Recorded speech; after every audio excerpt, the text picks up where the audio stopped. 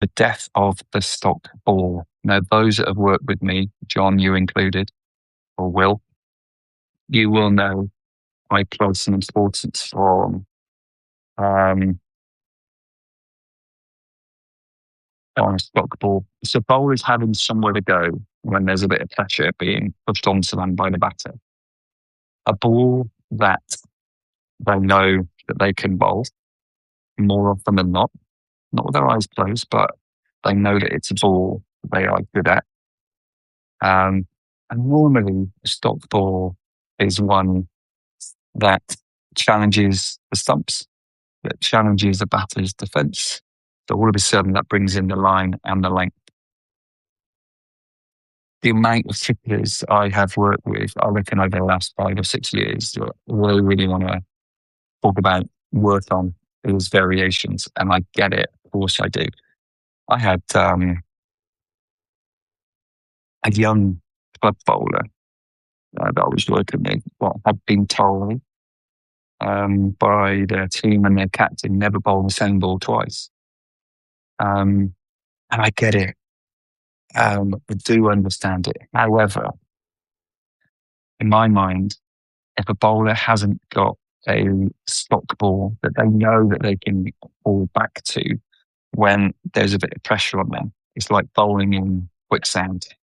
You've got nowhere to go, because if you're constantly looking at bowling variation and not bowling the same ball twice, you're not going to build up any sort of pressure, because what you're asking yourself to do is to execute accurately under pressure, deliveries that you may not have worked as much, invested as much time on perfecting.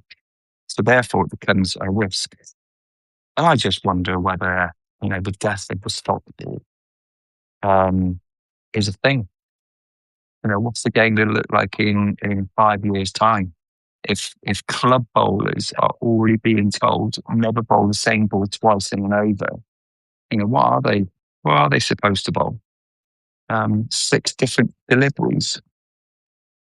I kind of am fairly confident in predicting that bowlers won't be good at any one thing, because they haven't spent a lot as much time as they need to be brilliant at 6 different deliveries. I'm fairly old school with it. I remember having a conversation with Rich Gleeson when he was playing in the South Africa, the Slam last winter. What a T20 bowler he is. T20. Bowling in power play 1, that was the conversation. And he said that every over that he bowls in the power play, the team has subscribed to how long can he live at the top of the stumps, bowling the best ball at the top of the stumps, even if you've been put out the ground. It's a good ball, and the batter is taking the risk. And yes, this day and age, it is with power. They're working in the technique for power. And Mystic goes for 6 now. But if you can honestly review that ball and say, actually, do you know what? That wasn't far off, or that was my best ball, and he's gone out the park for 6. Sometimes we have to say fair play to the batter. But Rich Gleeson on power play 1, the task was, can we live at the top of the stumps for as long as we possibly can? It's swing, power play 1, with a swinging ball. And if it's good enough for Rich Gleeson, who's one of the best T20 bowlers in the world, we'll see how he goes in this year's Blast, but I reckon he's going to have another outstanding Blast season. If it's good enough for him, it's got to be good enough for everybody else. And I just wonder, club bowling, I think we have to stand our ground and say, my stock ball is back of a length, flipping the top of the off bail. If the batter misses, we're not far away from getting a wicket. We're asking the batter to take a risk. And the stock ball is always there, something, because a stock ball is something that bowlers spend their most time perfecting. And once they can deliver that under pressure, they then look to add a variation. And once that variation is embedded and enough time spent on it, how do you know when enough time is? Well, you get a feel for it, lower intensity. This is my process anyway. low intensity, get a feel for it, and you deliver that ball on the line, the length that you want at will, under increased intensity. And you then deliver it under a bit of pressure in net, put a batter down there, see what happens. And then can you set up like an open wicket scenario when I put something on it as well, the consequence for the batter or the bowler. And then can you then deliver it? So there's layers of the process you need to go through in order to learn the skill and then know whether you are ready to execute it in a game. But once you've got your stock balls and then reverse variation that you can execute under pressure, you then start adding. But I'm afraid club bowlers, if you haven't got a stock ball, you have got nowhere to go. And it becomes a wish to get through your over unscathed. Or you're totally relying on batters not executing very well. So the depth of the stock ball, we've just seen some signs of it. I don't know, Test cricket, the game evolves around the top of off stump. Even in the IPL, I'm lucky enough to know director of cricket of a very well-known IPL franchise, and I had breakfast with him, albeit last year. And I'm looking forward to sitting down with him again at the end of this year's IPL to see if the game had changed at that level. He was still seeing the ball at the top of the stumps, different places into the top of the stumps. So pace on, a little bit of pace off. So you're moving up and down the pace range, but living at the top of the stumps and how the ball gets into the top of the stumps was something that they found was really, really useful at IPL.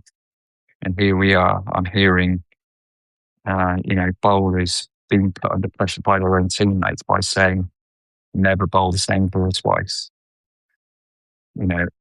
Our club bowlers, pathway bowlers, been given enough time to perfect that skill, given their individual actions, finding their individual strengths, what they are good at, showing enough time and noise so they stand at the end of the night and make that decision. I'm bowling this ball, and I know that I put enough time into that, and I know that I can execute this under pressure. Stock ball isn't necessarily just your test match stock ball. A stock ball is definitely one that you've spent enough time, effort, awareness, practice doing. That is also a stock ball. That's cricket. It's normally the bowls that live in and around the top of off stump with the odd bouncer. Test cricket is normally balls that actually go over the top of off stump. There's not many balls that bowlers bowl in Test cricket that would go on and hit the stumps, is there? That is the stock ball at that level. On bloody good pitches, I think, bloody good batters.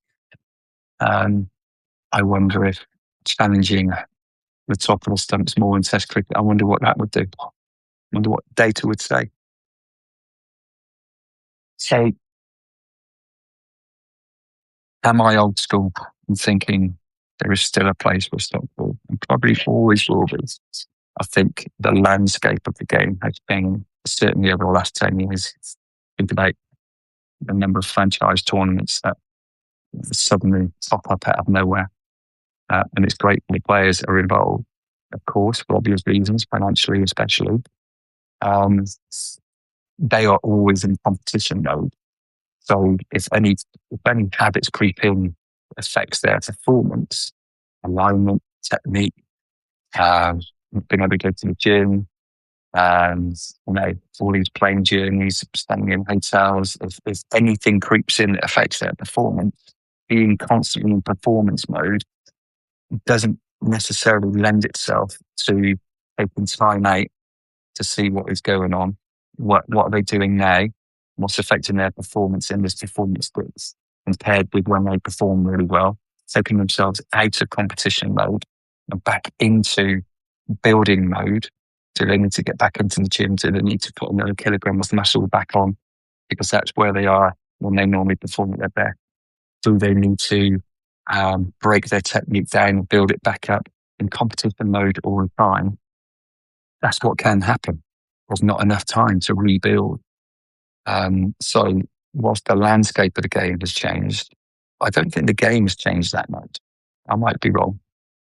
What do you guys think? Nick, good to have you on. Sam, what do we think? Stock ball, what's the value of it? I've got about another 5 minutes before I need to head to the podiatrist.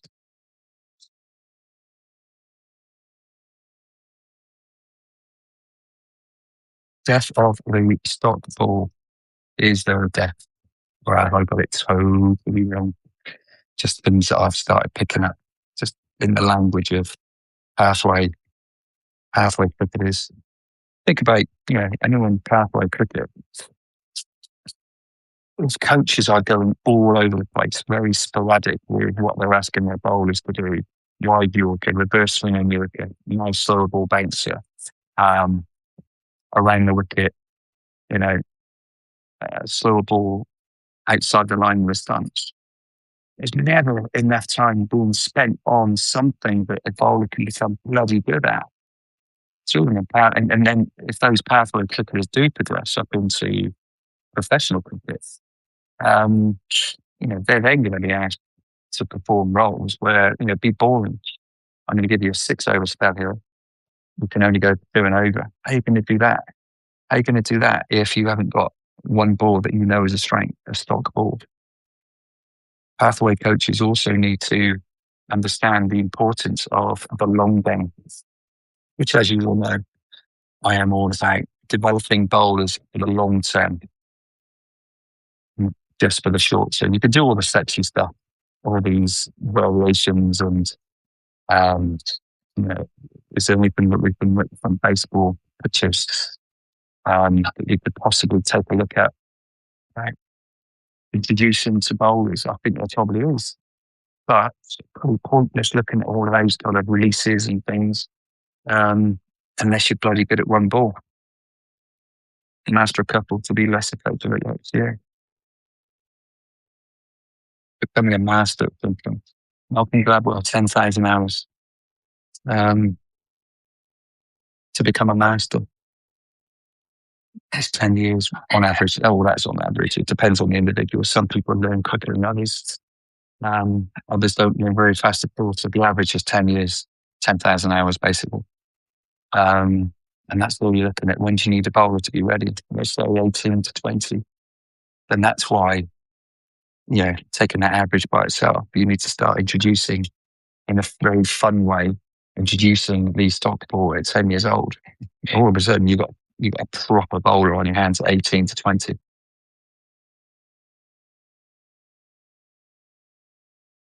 Anyway, flat white, only the second today. Adam, how you doing? How's your boy going? I literally got 2 minutes before I need to go.